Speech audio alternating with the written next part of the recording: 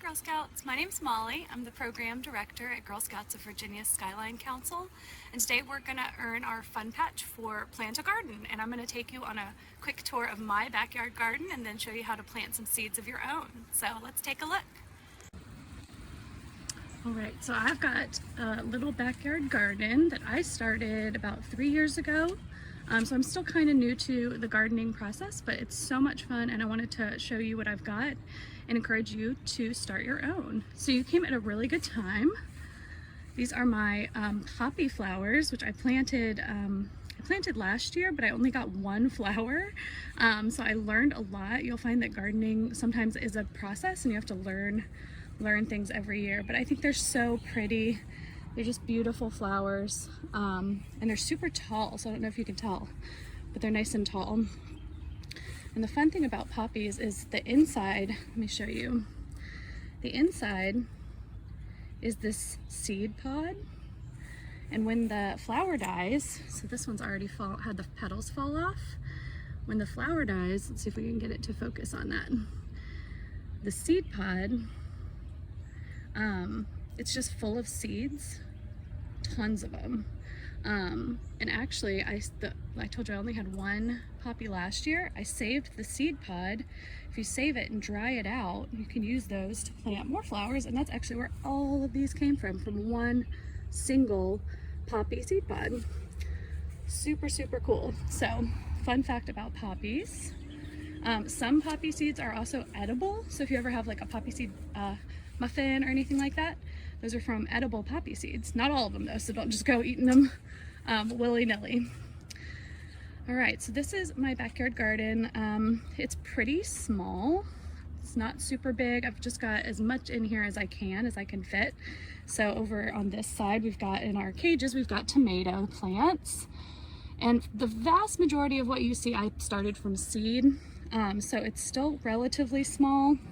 When you grow things from seed as opposed to planting things that have started in like a greenhouse at a nursery, it does take a little longer, so it does take patience. But I've got lettuce here, beautiful lettuce. I've got some of my tomatoes. Over on this side, I've got some kale. I've got lots of big, delicious kale. I've been eating a lot of this lately because it's so good and I have so much of it. I've also got, let's see, out on the outside of the fence, this is my flower patch. And again, they're all kind of small, but they're going to get bigger. I've got one flower out there already, but they're getting bigger. So over here I've got a squash plant and another tomato plant. So this one, as you can probably tell, is bigger. This one I bought from a nursery, and so it was a little bigger when I put it in the ground. You can already see, it's hard to focus on that. You can see I've got some little tomatoes already. So those are gonna hopefully get big and ripen up soon. Super exciting. And then right over here, I've got some pepper plants. And they don't have any peppers just yet, but they've got some flowers, which means they're coming. And I love that. And then this is my snap peas. They're going a little crazy right now. They're super tall. Grow in kind of a vine fashion. And these are delicious. These are the kind of peas that you can just eat in the shell. You don't have to open them up and eat them like the individual peas. You can eat the whole pea pod. And those are my favorite kind, sugar snap peas. So as you can tell, I've got quite a lot of those right now. And they also grow kind of tall. And then over here, you're actually here just in time to see my squash plant. So it's a big old squash plant and a big old squash down there. Do you see that? Super exciting.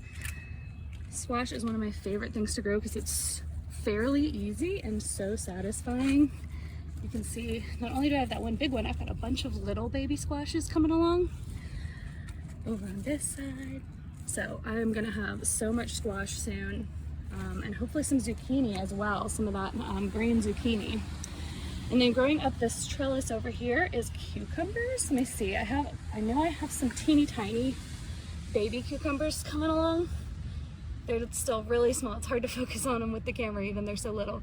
But little baby cucumbers coming. I love cucumbers. I like to pickle them, so I'm excited for them to get going.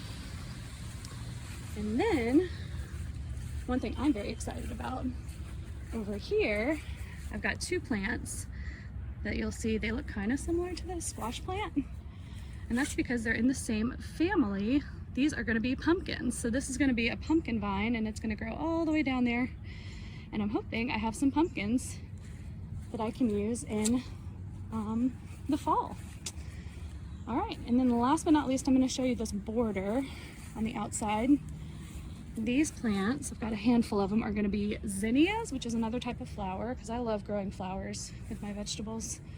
And those plants grow really, really tall, so they'll grow up tall against this fence. And then these right here are marigolds.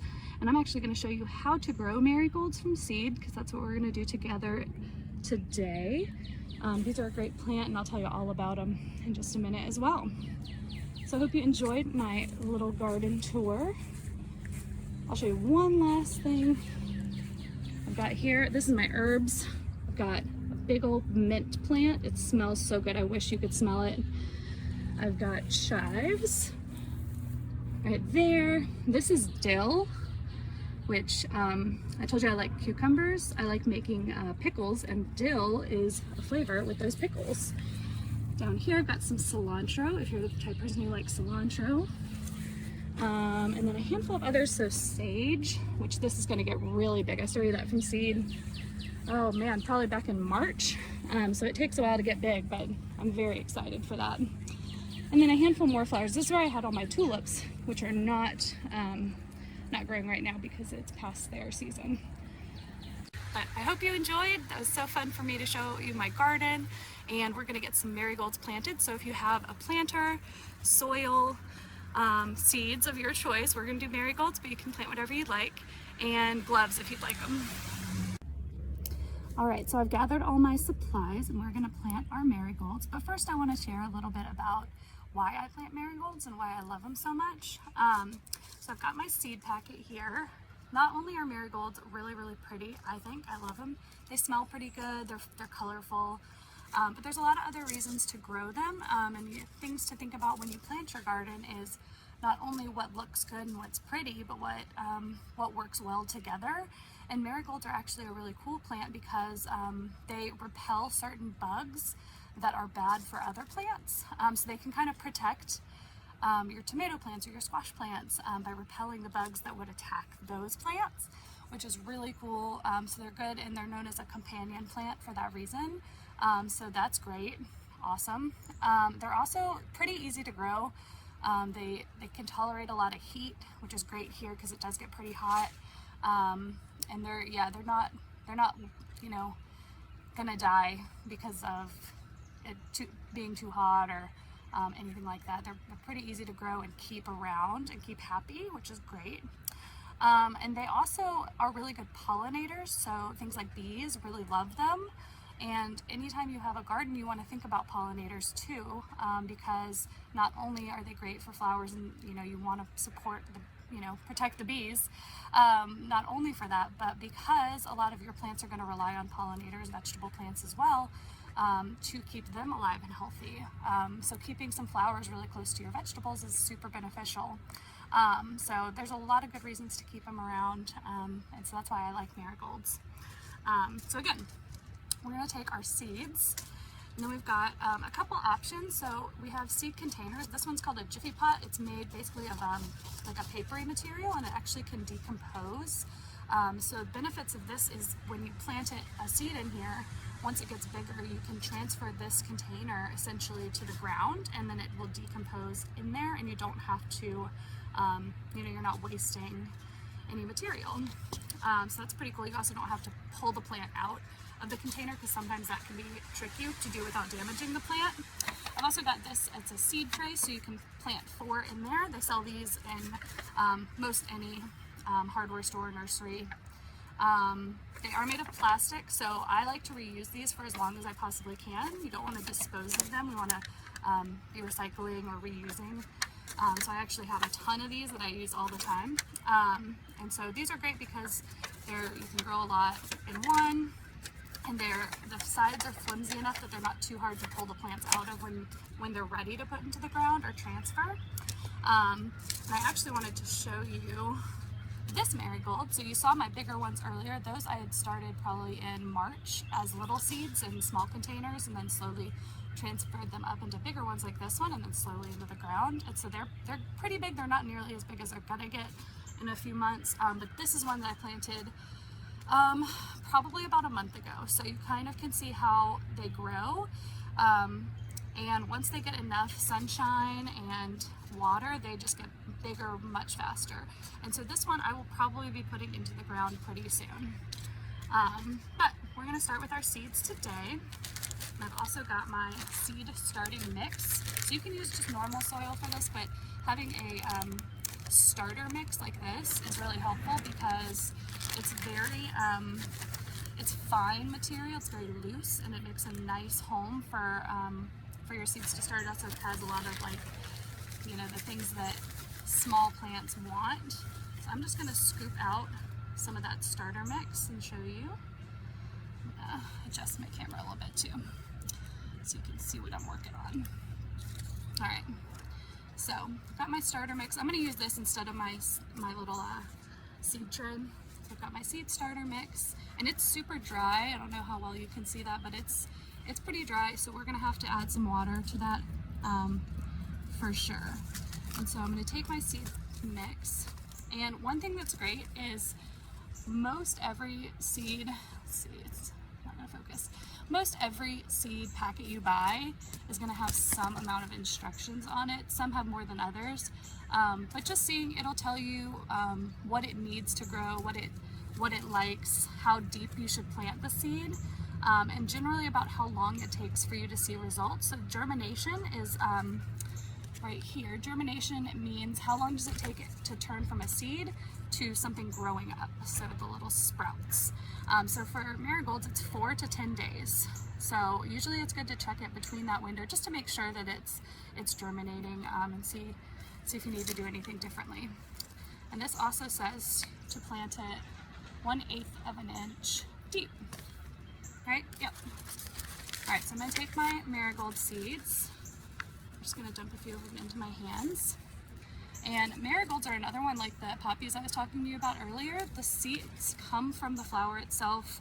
When they dry, it's really easy to harvest the seeds. So it's great because you can buy seeds one year and then harvest them from your plants, and then you won't have to buy seeds every year if you can properly save and store them on your own. Isn't that great? So I'm gonna take just one teeny tiny little seed. You could put more than that if you want, to, you know, see how many you can get to grow. The problem with doing that, the reason I don't, is because then it's best to separate them when they're little, and that's just more extra work that I like to avoid. I usually just do one, depending on the plant, and then I'm going to scoop the rest of the seeds back into the seed packet, save them for later. All right, so I've got my seed. Hopefully you can see that it's right in there on top, and then I'm just going to take some more seed starter mix and put it right on top. You can do this, or you can make a hole with your finger and put the seed down in there, and then cover it back up with soil, whichever method makes the most sense for you. And then the final step, the one thing I forgot to bring with me over here for the video was water. So you want some watering, a watering can or something. You want to gently water this because it's such a loose soil that if you just splash it or spray it, it could, you know, kind of explode. And so you want to be very gentle and careful when you're watering seeds, little seeds. So again, this should germinate in 4 to 10 days. You want to keep it moist the whole time, so you don't want your seeds to dry out. On the flip side, you don't want them to be flooded with water, so that's why you always want a container that has holes in the bottom so the water can drain out. So you do want to continuously water it throughout, but also make sure it's not just sitting in a puddle of water for too long, because that can also be bad for your plants. And if you keep it outside, keep it in a bright area but relatively shady. It doesn't need to be in like the sunniest part of your yard. because little plants, small plants sometimes can get a little overwhelmed with too much sun, so you just want to take care of it. And if you want to keep it inside, that's fine too, but you do actually want it in the sunniest spot you can find. It has to have a lot of light to grow well, and so you want to make sure you keep it somewhere that gets a lot of sun in your house and is pretty warm. You don't want it staying right by the AC. And again, just continuously water it, take care of it when it gets a little bigger. So when this plant gets closer to this size, you can put it in a bigger container, or you can just put it right in the ground and let it take off. So I hope you enjoyed. This is one of my favorite things to do is gardening. So I'm happy to share it with you guys, and I hope you had fun, and thanks for joining.